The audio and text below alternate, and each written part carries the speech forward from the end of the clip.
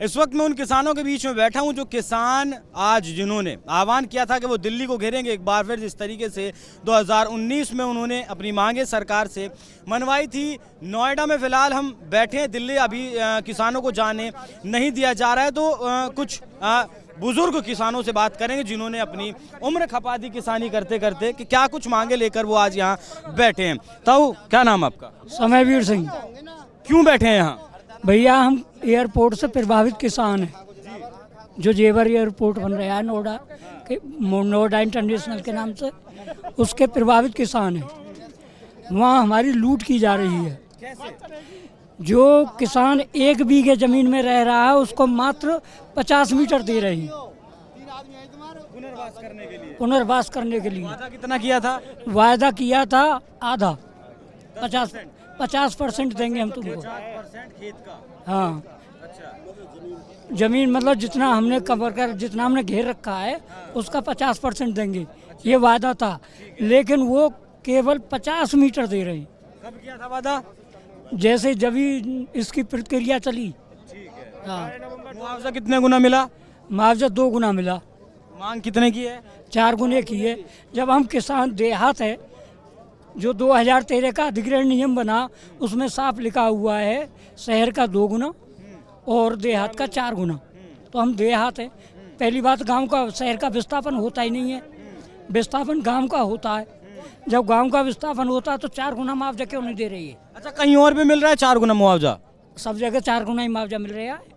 जैसे कहीं जो भी गोरखपुर की बात कर रहे थे, गोरखपुर में मिला है। अभी यहाँ बुलंदशहर में ही, ये जो गौतम बुद्ध नगर जिले में, ये गौतम बुद्ध में पड़े, हापुड़ में पड़े है, ये इकला गांव पड़ता है। वहाँ का रेलवे लाइन निकल रही है, वहाँ 4 गुना मिल रहा है। इसका दिया 4 गुना। ठीक है।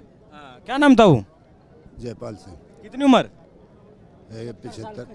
70 साल के करीब। किसानी करते होंगे या कुछ और भी काम? किसानी ही करिए। ठीक है। अभी जो मैं यहाँ कुछ किसी लोगों से बात कर रहा था, उनका कहना है कि सरकार ने 10% का वादा किया था कि पुनर्वास के लिए 10% देंगे, तो लेकिन 6% दे दिए, 4% नहीं दे रहे। उन्होंने दिया ही कहा, कुछ भी ना दे रहे। कुछ भी नहीं दिया। कुछ भी ना दे रहे। जब हमें जो मतलब, जब तो एक बात बताओ कि हमारी तो जो वही ना हुई कभी जनगणना जैसे हो। 2013 से सर्किल रेट नहीं बढ़े यहाँ। सर्किल रेट जरूरी है। और कहीं बढ़े हैं? हर जगह बढ़े हैं, बस नोएडा में नहीं बढ़े। नोएडा में नहीं बढ़े। क्यों? इसलिए कि सरकार जमीन विस्थापन कर रही है, जमीन ले रही है, वहाँ पे सर्किल रेट नहीं बढ़ा रही। हर जगह, खाली नोएडा की बात नहीं है, उसे उसी पुराने रेट में खरीद रही है। 2013 वाले रेट। 13 से बढ़े ही नहीं है रेट आज तक। और जो भूमि अधिग्रहण है, आज 2025 चल गया आज से, जो हमें अगले महीने चलेगा। तो 1 महीना बचा है। हाँ, 1 महीना बचा है। तो ये लगा लो कि हम जो हम एयरपोर्ट के प्रभावित किसान हैं और हमारे जो घरों का मुआवजा दे रहे हैं 2018 का दे रहे हैं, जबकि देना चाहिए 24 का। नहीं, जमीन अधिग्रहण तो 18 में करी होगी ना? नहीं, अभी करिए 24 में करी। 24 में करिए। मुआवजा दे रहे 18 का। मुआवजा दे रहे हैं 18 का। अभी नाप भी नहीं हुई। प्रशासन से बात की? खूब प्रशासन से कर, क्या कह रहा प्रशासन? कोई सुनने को तैयार ही ना है। कहें कचें करें कचें। अच्छा, ये कमी सरकार की है या प्रशासन जो अधिकारी हैं यहाँ? देखो, हम तो सरकार की कमी मान रहे हैं। अगर सरकार कहे तो प्रशासन क्यों नहीं देगा?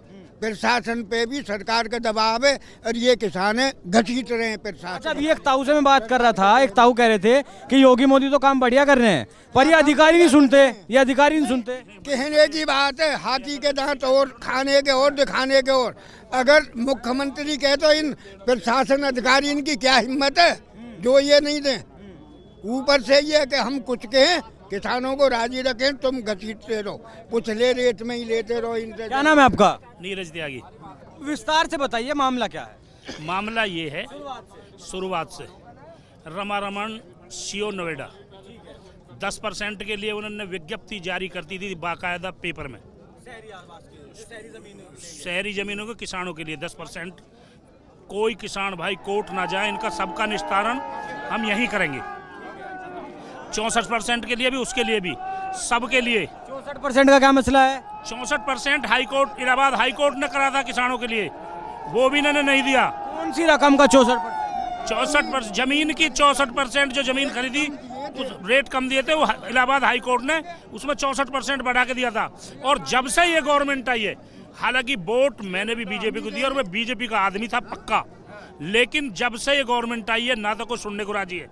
हमारे एमपी एमएलए नकारा मक्कार, और एमपी की तो फैक्ट्री चल रही है, उसकी तो 12 रुपए की बोतल जो है ना 12,000 में चढ़ रही है। कौन सी बोतल? उसकी जो है ग्लूकोज की बोतल, उसकी तो 12,000 की चढ़ रही है, उसमें तो जोर क्या पड़ रहा।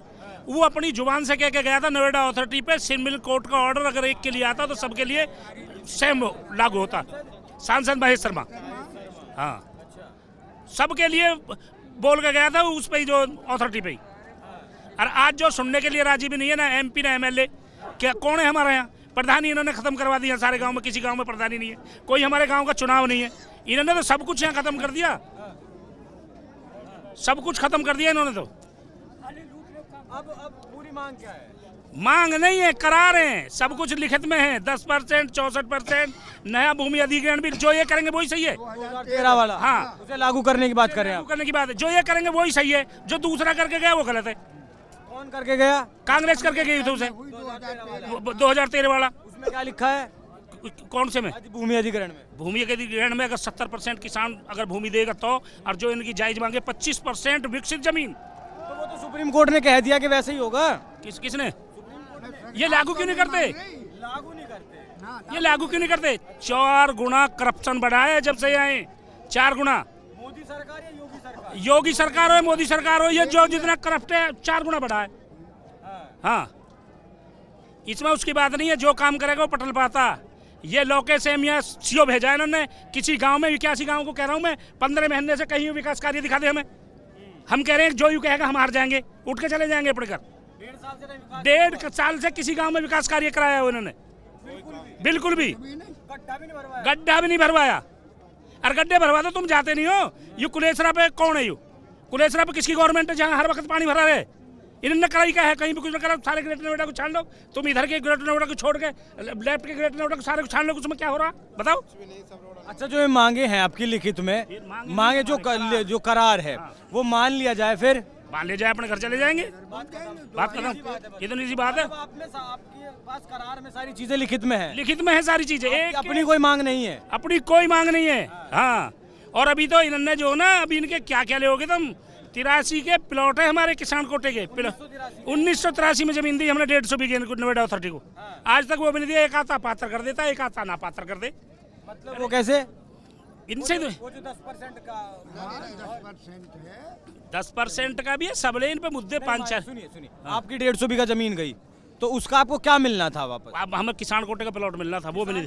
हाँ हाँ, मतलब उस 150 बीघे के हिसाब से मिलेगा ना भाई, जितनी जमीन उतना प्लॉट मिलेगा। हाँ, उतना प्लॉट मिलेगा।